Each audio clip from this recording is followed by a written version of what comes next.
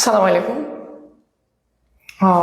আমরা আজকে থেকে শুরু করে নেক্সট কয়েকটা ক্লাসে হচ্ছে আহ, নবম এবং দশম শ্রেণীর যে উপাদ্যগুলো আছে আমরা সেই উপাদ্যগুলো নিয়ে আলাপ করব। তো সেই ধারাবাহিকতায় আজকে আমরা অষ্টম অধ্যায়ের 17 নম্বর উপাদ্য নিয়ে আলোচনা করব। তো 17 নম্বর উপাদ্যের যে বিশেষ নির্বাচন, সেই বিশেষ নির্বাচনে আমাদের বলা হয়েছে যে বৃত্তের কেন্দ্র ও ব্যাস ভিন্ন কোন জ্যায়ের মধ্যবিন্দু সংযোগ রাখা অংশ ওই জ্যায়ের উপর লম্ব। আচ্ছা, আমরা প্রথমে হচ্ছে যে প্রশ্ন কেন্দ্রিক চিত্র নিয়ে যদি একটু আলোচনা করি, তখন চিত্রটা কেমন হবে আমরা একটু আঁকি, পরবর্তীতে আমরা একদম ইন ডিটেল যাব। তো তাহলে আমাদের চিত্রটা এরকম হবে যে এটা হচ্ছে একটা বৃত্ত, তাই না? এটা হচ্ছে বৃত্তের কেন্দ্র, আর বলা হলো যে ব্যাস ভিন্ন কোন জ্যায়ের মধ্যবিন্দু সংযোগ রাখা অংশ। তাহলে আমরা জানি যে এটা হচ্ছে কি বৃত্তের ব্যাস এবং এটা বৃত্তের একটা জ্যা। তাহলে ওরা যেই জ্যাটার কথা বলছে সেটা কিন্তু ব্যাস না, ব্যাস ছাড়া অন্য কোনো একটা জ্যা। তাহলে এই জ্যাটা হবে না, আমরা এটা মুছে অন্য কোনো একটা জ্যা আঁকতে হবে। তো আমরা একটা জ্যা নিলাম হচ্ছে যে এবি একটা জ্যা নিলাম, এবং আমরা ধরে নিলাম যে আমাদের সেই বৃত্তটা কেন্দ্র হচ্ছে ও।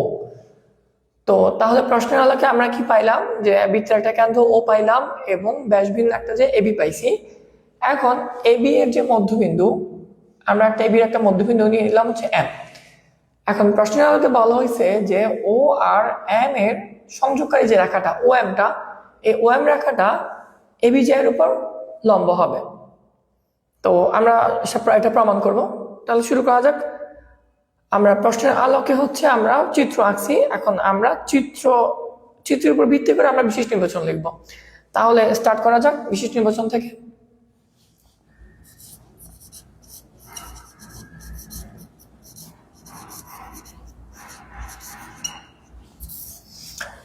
তো আমাদের হচ্ছে যে অকেন্দ্র বিশিষ্ট বৃত্তে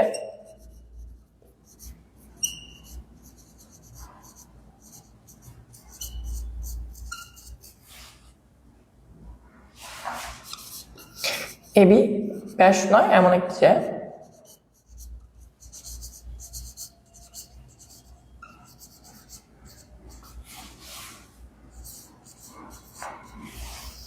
আর এম হচ্ছে এবি এর মধ্যবিন্দু।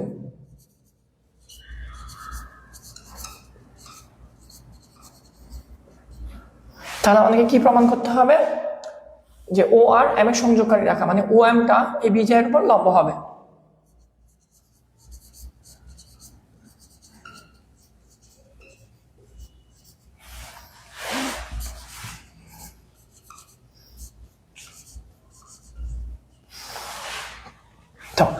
তাহলে আমাদের প্রমাণের সুবিধার্থে আমাদের কিছু চিত্রের মধ্যে কিছু বাড়তি অংশ যোগ করতে হবে।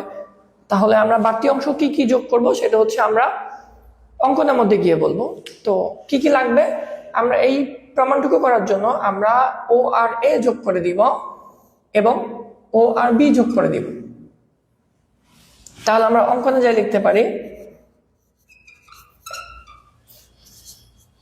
ও কমা এ সেমিকোলন ও কমা বি যোগ করি। আচ্ছা, এবার আসি আমরা প্রমাণে। আমাদের মেইন কাজটা হচ্ছে আমাদেরকে দেখাতে হবে যে ও এমটা হচ্ছে এবি এর উপর কি লম্ব। তো আমরা জানি যে যদি কোনো একটা রেখা আরেকটা রেখার উপর লম্ব হয় তাহলে সেই লম্ব রেখাটা অন্য রেখার সাথে সমকোণ তৈরি করে। তাহলে আমরা যদি এটা প্রমাণ করতে পারি যে ও এম রেখাটা এবি রেখার সাথে বা এবি এর সাথে সমকোণ তৈরি করছে, তাহলে আমরা বলতে পারবো কি ও এম রেখাটা এবি এর উপর কি লম্ব হবে। আচ্ছা, এখানে আমাদের এই প্রমাণটার জন্য দুই একটা ছোটখাটো জিনিস লাগবে। আমরা যদি একটু আলাদা ডিসকাশন করি, এখানে হচ্ছে যে আমি একটা রেখা আঁকি। এই যে ধরো এটা একটা রেখা, এই রেখাটার এখানে আরেকটা রেখা, এই রেখাটা আমরা একটা পয়েন্ট নিলাম। এই পয়েন্টের এক পাশে মোট যে কোণ আছে, এই পয়েন্ট মানে এই রেখাটার উপর একটা পয়েন্ট নিলাম, সে পয়েন্টটার এক পাশ মানে এদিকে রেখাটার এদিকে এক পাশ আবার এদিকে আরেক পাশ। আমরা এক পাশ নিয়ে চিন্তা করবো। আমি যদি এক পাশ নিয়ে চিন্তা করি তাহলে এক পাশে যে মোট কোণ আছে সেই মোট কোণের পরিমাণ হচ্ছে 180 ডিগ্রি। মোট কোণের পরিমাণ কত? 180 ডিগ্রি। এখন আমরা যদি একটা রেখা আঁকি এরকম করে, তাহলে এই রেখাটা সেই 180 ডিগ্রি মানে ওই পয়েন্টে আমরা যদি একটা রেখা আঁকি তাহলে সেই রেখাটা এই 180 ডিগ্রি কোণটাকে দুই ভাগ করছে। কয় ভাগ করলো? দুই ভাগ। তার মানে এই পাশের কোণটা আর এই পাশের কোণটা মিলে যোগ করলে 180 ডিগ্রি হবে।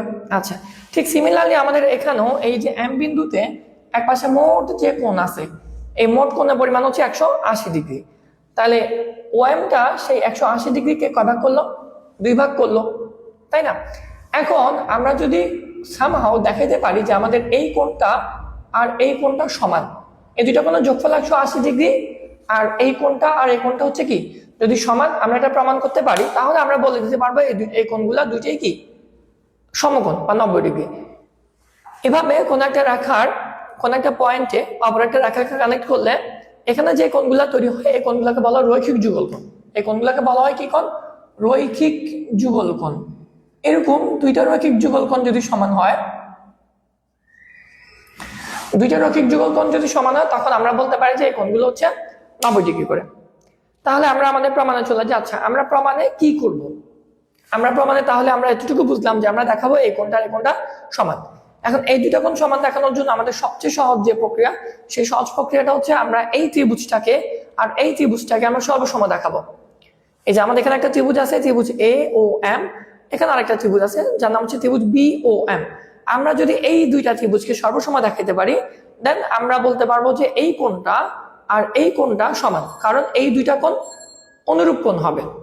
আচ্ছা, তাহলে সর্বসম প্রমাণ করতে আমাদের কয়টা পার্ট লাগে? সর্বসম প্রমাণ করতে আমাদের 3টা পার্ট দরকার হয়, যে কোনো 3টা পার্ট। সেটা হয়তো 3টা বাহু হতে পারে, 2টা বাহু একটা কোণ হতে পারে, বা 2টা কোণ একটা বাহু হতে পারে। ঠিক আছে, তাহলে আমাদের এখানে আমরা একটু খুঁজে খুঁজে দেখি তো এই দুইটা ত্রিভুজে এমন কিছু কি আছে যারা সমান।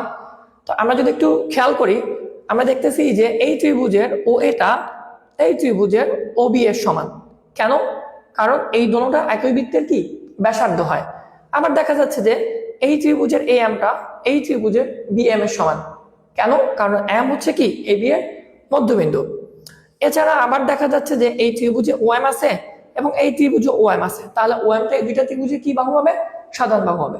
তাহলে আমরা দেখতেছি যে আমাদের এখানে চিত্রের মধ্যে 3টা বৈশিষ্ট্য ফুটে উঠতেছে, যে 3টা বৈশিষ্ট্য বা 3টা পার্ট এই দুইটা ত্রিভুজের কি হবে? সমান হবে। তখন আমরা এই 3টাকে সমান দেখাই বলতে পারবো এই দুইটা ত্রিভুজ কি সর্বসম। তাহলে আমরা শুরু করি এই দুইটা ত্রিভুজকে সর্বসম দেখানো।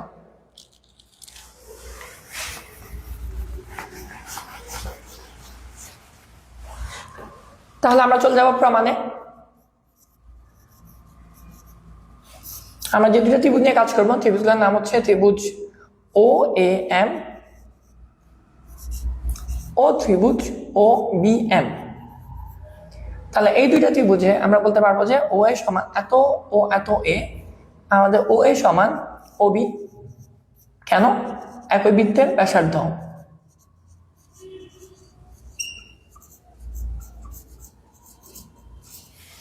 তারপরে আমাদের এ এম সমান B M, M A B এর মধ্যবিন্দু।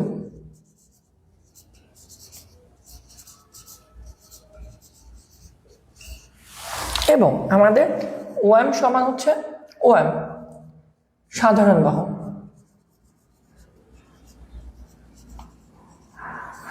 তাহলে আমরা কি পাইলাম যে এই দুইটা ত্রিভুজের মধ্যে একটা পার্ট, দুইটা পার্ট, 3টা পার্ট সমান। তাহলে আমরা বলতে পারি যে ত্রিভুজগুলো সর্বসম। ত্রিভুজ ও এ এম সর্বসম ত্রিভুজ ও বি এম। আচ্ছা, এই দুইটা ত্রিভুজ সর্বসম হইলে আমরা বলতে পারি যে আমাদের এই কোণটা আর এই কোণটা সমান। এই কোণটার নাম কি? ও এম এ কোণ।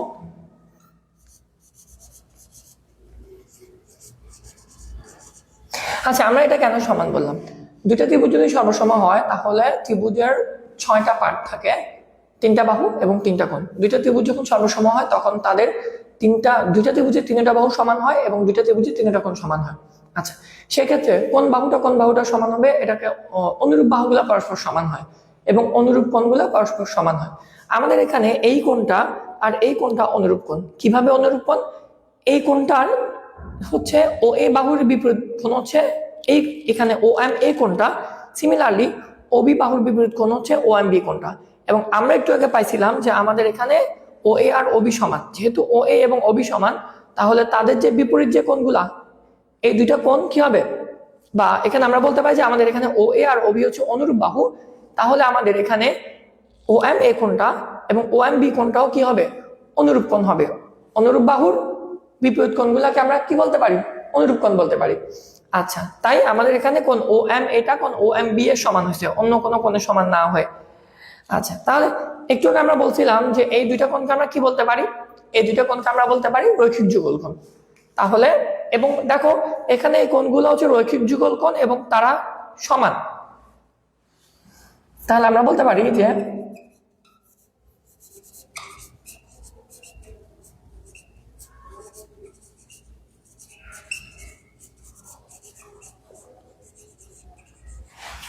রৈখিক যুগল কোণ এবং তারা সমান।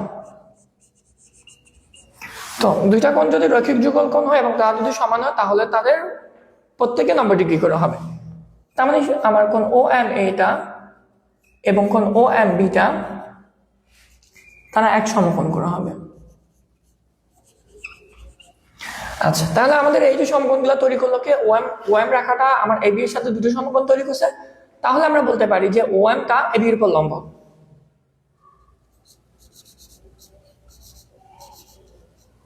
আমাদের প্রমাণ শেষ।